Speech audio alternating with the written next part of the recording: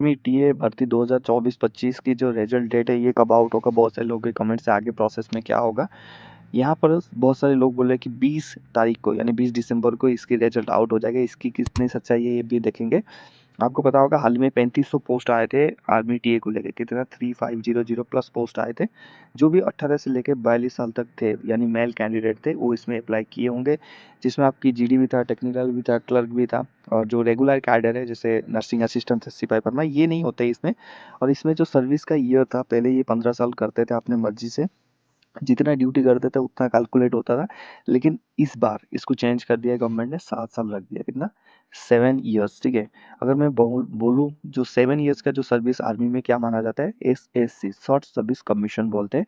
उसके बाद इनको एक्सटेंशन के लिए मौका दिया जाता है फॉर 10 ईयर्स। 10 ईयर्स के बाद फर्दर एक्सटेंशन 14 ईयर, कितने 7, उसके बाद 10, उसके बाद 14, 14 साल तक ये एक्सटेंशन कर सकते हैं। उसके बाद इनको मतलब घर भेज दिया जाता है, क्योंकि अगर ये 15 साल नौकरी कर लेते हैं तो इनको गवर्नमेंट को पेंशन देना पड़ता है। और आपको पता है गवर्नमेंट पेंशन नहीं देना चाहता, बाकी सब कुछ देना चाहता है, और उसी के मुद्दे पर अग्निवीर आया हुआ है और अग्निवीर कहीं ना कहीं चल रहा है। तो इस हिसाब से जो पेंशन का मुद्दा है वो तो आपको समझ में आ गया। तो 7 ईयर्स का अभी सर्विस रखा है, इसको अगर कोई एक्सटेंशन करता है, जैसे मतलब 7 ईयर्स का एक्सटेंशन करता है तो 10 ईयर्स में वो कन्वर्ट हो जाएगा। 10 को फर्दर एक्सटेंशन 14, 14 के बाद आप एक्सटेंशन नहीं कर पाएंगे, वहाँ से आपको घर जाना पड़ेगा विदाउट पेंशन, ठीक है। तो ये आपकी रूल्स एंड रेगुलेशन यहाँ पर है। अब आते हैं, मैं आपको एक दिखाता हूँ कि आपको क्वालिफाई करने के लिए क्या चाहिए। तो यहाँ पर लिखा है to qualify the exams candidate need to score 40% in each section. मतलब जो अभी आपके सेक्शन है वहाँ पर रेटिंग में 40% आपकी मार्क्स चाहिए और 50% overall. They also need to secure the cut off.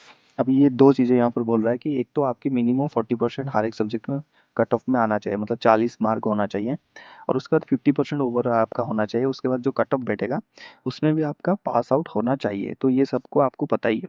अब आते हैं बात डेट पर, डेट आपकी कब आउट होगा। देखिए जो भर्ती था वो था 27 नवंबर तक था।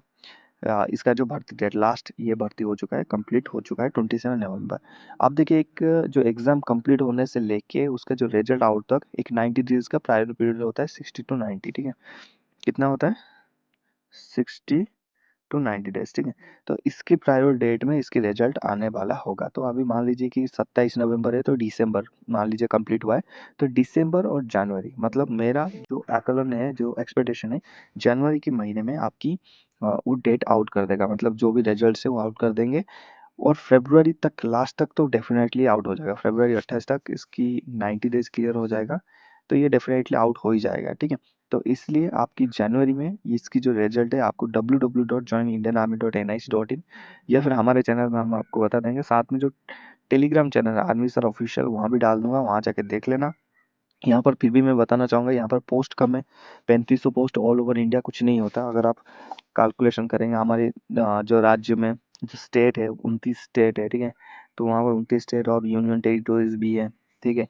तो उस हिसाब से मतलब बहुत दिक्कत है कि आपकी 3500 पोस्ट में आपकी नंबर आना। मैंने पहले ही आपको बताया था कि आपकी जो भी है, आप जो भी सिक्योर करेंगे, रनिंग में बहुत ज़्यादा कट ऑफ होगा, लेकिन इस बार बढ़िया कर दिया था, टाइमिंग एज के हिसाब से कर दिया था।